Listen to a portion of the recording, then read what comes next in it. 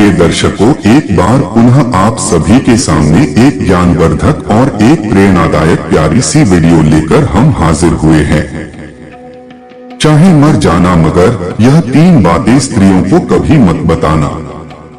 मित्रों, आज की वीडियो बड़ी ही ज्ञानवर्धक और बहुत ही रोचक है।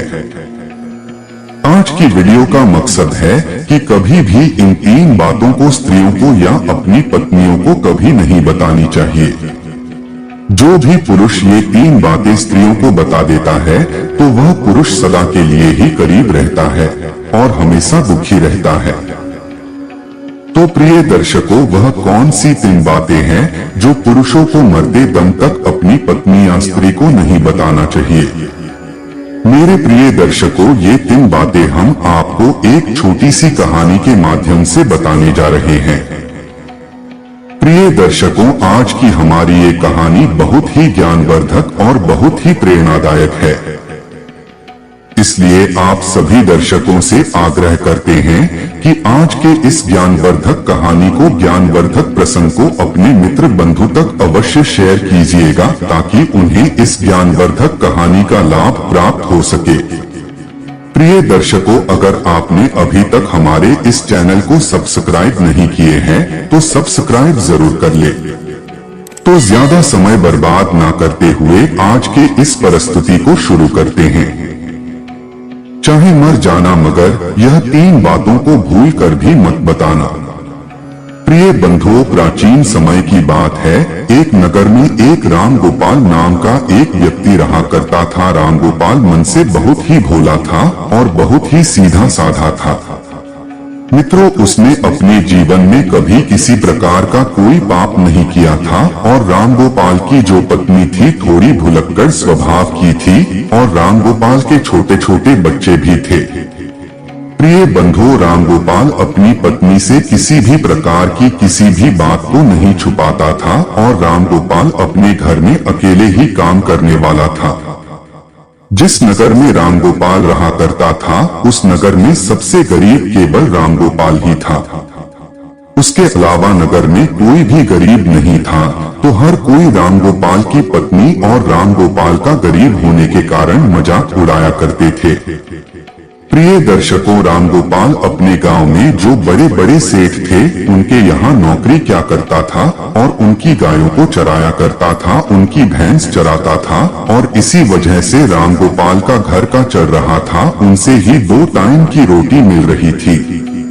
परंतु एक दिन की बात है कि किसी कारणवश राम गोपाल जिस सेठ के यहाँ काम किया करता था उस सेठ ने राम गोपाल को बुलाता है और राम गोपाल से कहता है कि राम गोपाल, अब तुम्हें कल से आने की कोई जरूरत नहीं है क्योंकि हमने तुम्हारे अलावा किसी दूसरे को काम पर रख लिया है। इसकी वजह से अब हम तुम्हें नहीं रख पाएंगे और तुम्हारी जो पिछले महीने की पगार है उसे ही तुम ले जा सकते हो और यहाँ से जा सकते हो। उसके बाद राम गोपाल सेठ से अपने पिछले महीने की पगार लेकर अपने घर आ जाता है। राम गोपाल बहुत ही दुखी होता है और फिर घर आकर राम गोपाल जैसे ही अपनी पत्नी को पैसे देता है तो राम गोपाल की पत्नी बहुत ही खुश होती है। परंतु उसके बाद राम गोपाल जब अपनी पत्नी को बताता है कि मेरी नौकरी छूट चुकी है, अब कल के बाद मैं कहीं नहीं जाऊंगा। उस दिन के बाद से राम गोपाल अपने घर में ही रहता था क्योंकि राम गोपाल के पास अब कोई भी काम नहीं था। प्रिय दर्शकों, उसके बाद देखते ही देखते कई दिन बीत गए परंतु राम गोपाल को कोई भी काम नहीं मिल रहा था और घर में रखे हुए जो पैसे थे जो उसे उसके सेठ ने दिए थे वो भी धीरे धीरे खर्च हो रहे थे। उसके बाद राम गोपाल इस बात को सोचने लगता है कि अब हमारे घर का खर्चा कैसे चलेगा। हमारे घर में कमाने वाला केवल मैं अकेला हूँ और मुझे कुछ ना कुछ तो करना ही होगा वरना इस तरह तो हम भूखे मर जाएंगे। दोस्तों, इस प्रकार देखते ही देखते कई दिन बीत गए और फिर एक ऐसा समय आता है जब राम गोपाल के घर में खाने के लिए एक दाना भी नहीं बचता है। राम गोपाल बहुत ज्यादा उदास हो जाता है और फिर मन ही मन अपने आप को कोसने लगता है। और फिर एक दिन की रात को राम गोपाल को अपनी पत्नी और अपने बच्चों के साथ भूखा ही सोना पड़ता है। और फिर जैसे ही दूसरे दिन सवेरा हुआ तो राम गोपाल घर से थोड़ी दूर एक जंगल में जाता है। जंगल में लकड़ियां काटने के लिए जाता है। तो राम गोपाल जैसे ही जंगल में लकड़ियां काटने के लिए जाता है तो राम गोपाल को एक संत दिखाई देते हैं। जैसे ही राम गोपाल को वह संत दिखाई देते हैं तो वह राम गोपाल संत के नजदीक जाता है और फिर संत राम गोपाल को देखकर अपनी आंखें खोल लेते हैं। राम गोपाल उस विद्वान संत को प्रणाम करता है और प्रणाम करने के बाद उनके पैरों में गिर जाता है और कहता है कि हे पितामहे गुरुदेव, मेरे घर में खाने पीने के लिए दाना पानी नहीं है, मेरे बीवी और बच्चे भूखे मर रहे हैं। कृपया करें मुझे कोई ऐसा सुझाव दें जिसकी वजह से मेरा घर ठीक तरह से चल सके।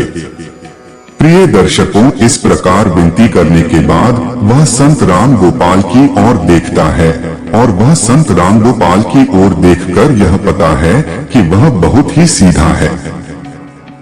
उसने अपने जीवन में आज तक कोई पाप नहीं किया है। उसके स्वभाव को देखकर वे विद्वान साधु राम गोपाल से कहता है कि राम गोपाल, मैं तुम्हें आज ऐसे एक पेड़ के बारे में बताने वाला हूँ। अगर उस पेड़ के नजदीक जाकर तुम उस पेड़ से जो भी मांगोगे तो वह पेड़ तुम्हें लाकर दे देगा। और अगर उस पेड़ का एक छोटा सा भी भाग, छोटी सी भी लकड़ी तुम तोड़ लेते हो या काट लेते हो तो वह सोने में बदल जाएगी और इस तरह तुम अपने घर को चला सकते हो, अपने घर की गरीबी को दूर कर सकते हो। प्रिय दर्शकों, मगर संत राम गोपाल को यह बात भी कहते हैं कि अगर तुमने इस बात को अन्य किसी आदमी या किसी औरत को बताया तो उस दिन के बाद से तुम्हें वह किसी प्रकार की कोई वस्तु नहीं देगा और तुम्हें सब कुछ देना बंद कर देगा। दोस्तों, राम गोपाल तो सीधा साधा था और राम गोपाल उस संत के द्वारा बताए गए उस पेड़ के नजदीक जाता है और पेड़ के नजदीक जाकर राम गोपाल को सबसे पहले अपनी बीवी और अपने बच्चों की याद आ गई। और फिर राम गोपाल सबसे पहले उस पेड़ से, उस वृक्ष से एक बोरी चावल मांगता है। जैसे राम गोपाल वृक्ष से एक बोरी चावल मांगता है तो झट से ही न जाने कहां से एक बोरी चावल राम गोपाल के सामने आ जाते हैं।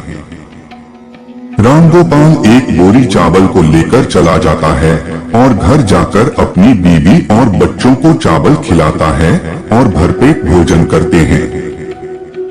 उस दिन राम गोपाल ने अपनी पत्नी को यह नहीं बताया था कि मैं चावल कहां से लाया हूं, परंतु फिर जैसे ही राम गोपाल दूसरे दिन उसके पास जाता है, राम गोपाल उस पेड़ से 5 सोने की मुद्राएं मांग लेता है।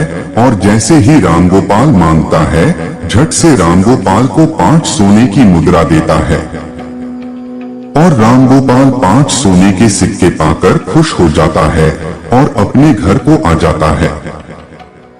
घर आकर राम गोपाल अपनी पत्नी को 5 सोने के सिक्के देता है तो राम गोपाल की पत्नी भी बहुत खुश होती है और उसके बाद राम गोपाल अपनी पत्नी को सारी बातें बता देता है। क्योंकि राम गोपाल की पत्नी ने जैसे ही राम गोपाल के हाथ में 5 सोने के सिक्के देखे तो वे राम गोपाल से पूछने लगी कि आखिर तुम यह कहां से लाए हो। तो राम गोपाल अपनी पत्नी को सारी बातें बता देता है। प्रिय दर्शकों, उसके बाद राम गोपाल अपनी पत्नी से कुछ नहीं छुपाता, मगर राम गोपाल को इस बात का भी पता था कि उसकी पत्नी भुलक्कड़ है। वे सारी बातें अपने पड़ोसियों को बता देती है, जो भी उसे बताता हूँ उसे बता देती है। लेकिन उस बात को भूलकर राम गोपाल अपनी पत्नी को सारी बातें बता देते हैं।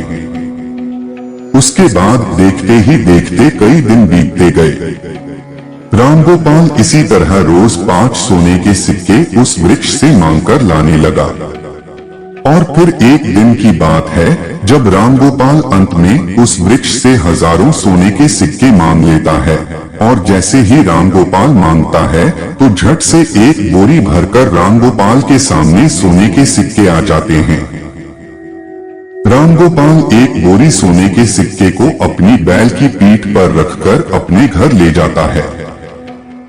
दोस्तों, वह सोने के सिक्के पाकर और उस विद्वान संत का आशीर्वाद पाकर रामगोपाल देखते ही देखते बहुत धनवान हो गया। रामगोपाल के पास बहुत सारा धन हो गया। रामगोपाल जिस सेठ के यहाँ नौकरी किया करता था उससे भी ज्यादा तरक्की रामगोपाल ने कर ली और रामगोपाल उससे भी ज्यादा धनवान हो गए। दोस्तों, ये सब देख करके रामगोपाल के सारे गांव वाले दंग रह गए और वे सोचने लगे कि आखिर यह भुलक्कड़ स्वभाव का रामगोपाल इतना धनवान क्यों हो रहा है। दोस्तों, रामगोपाल से अगर कोई भी इस बात को पूछता कि तुम आखिर इतनी जल्दी धनवान कैसे हो रहे हो, तो रामगोपाल किसी को भी सच नहीं बताता था, क्योंकि रामगोपाल से विद्वान साधु ने किसी को बताने के लिए मना किया था। परंतु वे लोग रामगोपाल को छोड़कर रामगोपाल की पत्नी से इस बात को पूछने लगे। तो मित्रों, वो तो आपको पता ही है कि रामगोपाल की जो पत्नी है वे भूलकर स्वभाव की थी। उसके पेट में कोई भी बात नहीं पचती थी। तो रामगोपाल की पत्नी सारी बातें गांव वालों को बता देती थी कि आखिर मेरा पति कहां से धन लाता है। तो रामगोपाल की पत्नी सारी बातें उनको बता देती है। और देखते ही देखते रामगोपाल जब एक दिन फिर से उस वृक्ष के पास धन लेने के लिए जाता है तो वह वृक्ष रामगोपाल को धन नहीं देता है। रामगोपाल कई बार उससे मांगता है, मगर रामगोपाल के मांगने पर भी वृक्ष रामगोपाल को कुछ नहीं देता है। मित्रों, उस दिन रामगोपाल फिर से अपने घर जाता है और इस चीज के बारे में ज्यादा नहीं सोचता है, मगर जब रामगोपाल दूसरे दिन फिर से वृक्ष के पास जाता है तो उस दिन भी रामगोपाल कई घंटों तक उस वृक्ष से मांगता ही रहता है, मगर कुछ भी उसे प्राप्त नहीं होता है। फिर रामगोपाल निराश होकर वह सोचता हुआ अपने घर आ जाता है। तो रामगोपाल अपने घर आकर अपनी पत्नी से कहता है कि है भाग्यवान, आज मैं वृक्ष के यहाँ जाकर आया हूँ, मगर वृक्ष से आज मैंने जब धन मांगा तो वृक्ष ने कुछ नहीं दिया। कहीं तुमने किसी को वृक्ष के बारे में बता तो नहीं दिया।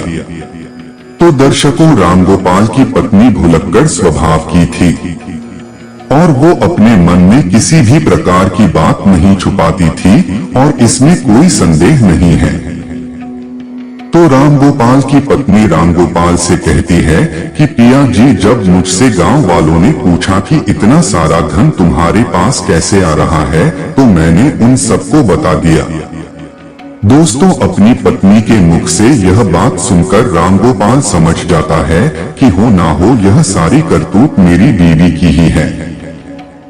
उसके बाद में रामगोपाल अपनी पत्नी को बहुत डांटता है और फिर इस तरह से कई महीने बीत जाते हैं।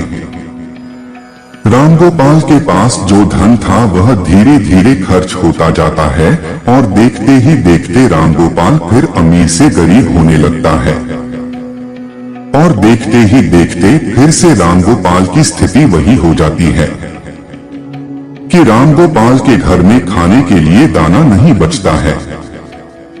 दोस्तों, एक दिन जब फिर से रामगोपाल की पत्नी और रामगोपाल और उसके बच्चे रात को भूखे सोते हैं, तब रामगोपाल अपनी पत्नी को कोसने लगता है और अपनी पत्नी से कहता है कि भुलक्कड़, यह सब तुम्हारी वजह से हो रहा है। अगर मैं तुम्हें ना बताता तो आज यह दिन नहीं देखना पड़ता। इस प्रकार रामगोपाल अपनी पत्नी से कहता है, मगर मित्रों कहते हैं कि अब पछताए क्या हुए जब चिड़िया। इस प्रकार रामगोपाल अपनी पत्नी से कहता है, मगर अब बहुत लेट हो चुका था। मित्रों, फिर एक दिन रामगोपाल उस संत को ढूंढने के लिए फिर से जंगल में जाता है, मगर रामगोपाल को वह संत विद्वान साधु उसे पूरे वन में पूरे जंगल में नहीं मिलता है। रामगोपाल को ढूंढते ढूंढते कई घंटे बीत जाते हैं और फिर कई घंटे बाद रामगोपाल को मिल जाते हैं।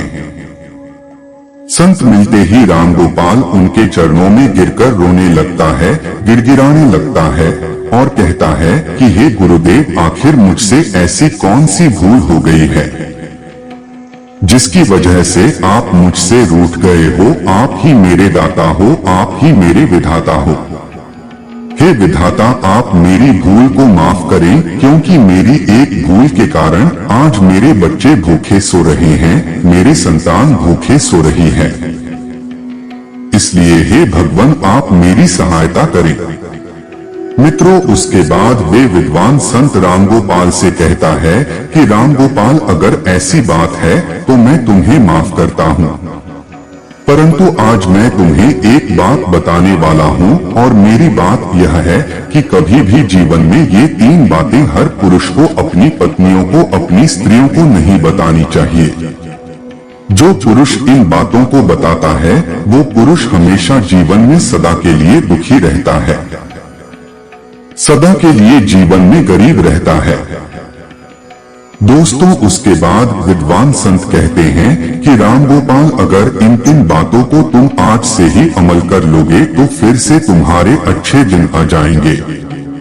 तुम्हारे पास ठीक उसी धन तरह आने लगेगा जिस तरह तुम्हारे पास पहले था। तो प्रिय दर्शकों, वह संत रामगोपाल को पहली बात बताने लगता है और कहता है कि सबसे पहली बात यह है कि कभी भी किसी पुरुष को अपनी पत्नी को अपनी कमाई का जरिया नहीं बताना चाहिए, क्योंकि अगर आप अपनी पत्नी को, एक स्त्री को कमाई का जरिया बता देते हैं और अपनी कमाई के बारे में बता देते हैं, तो मैं उस कमाए हुए धन को खर्च करने पर रोक लगा देती है, अर्थात उस धन को बिल्कुल भी खर्च नहीं करने देती, और साथ ही उसका माई के जरिए के बारे में पूरे गांव में ढिंढोरा पीट देती है और अपनी बड़ाई समझकर, अपनी तारीफ समझकर लोगों को बता देती, और जिसमें मानहानि एक पुरुष को ही होती है। दोस्तों, जिस प्रकार से रामगोपाल की पत्नी ने गांव के अन्य लोगों को कमाई का जरिया बताया था, ठीक उसी प्रकार किसी भी पुरुष को अपनी कमाई का जरिया और अपनी कमाई के बारे में कभी भी किसी स्त्री को, अपनी पत्नियों को नहीं बताना चाहिए। दोस्तों, दूसरी बात कि किसी भी पुरुष को अपनी पत्नी को अपनी कमजोरी नहीं बतानी चाहिए, क्योंकि जो पुरुष अपनी पत्नी को कमजोरी बताता है तो वह खुद फंस जाता है, क्योंकि अगर आप अपनी पत्नी को अपनी कमजोरी बताते हो तो वह बार बार आपकी कमजोरी को पकड़ लेगी और आपसे अपना काम करवाने लगेगी। उस कमजोरी को पकड़कर आपको दबाने लगेगी, और अगर आप अपनी कमजोरी अपनी पत्नी को बता देते हैं तो आप अपने जीवन में हमेशा पछताते ही रहोगे। दर्शकों, इसलिए किसी भी पुरुष को अपनी पत्नी को अपनी कमजोरी नहीं बतानी चाहिए।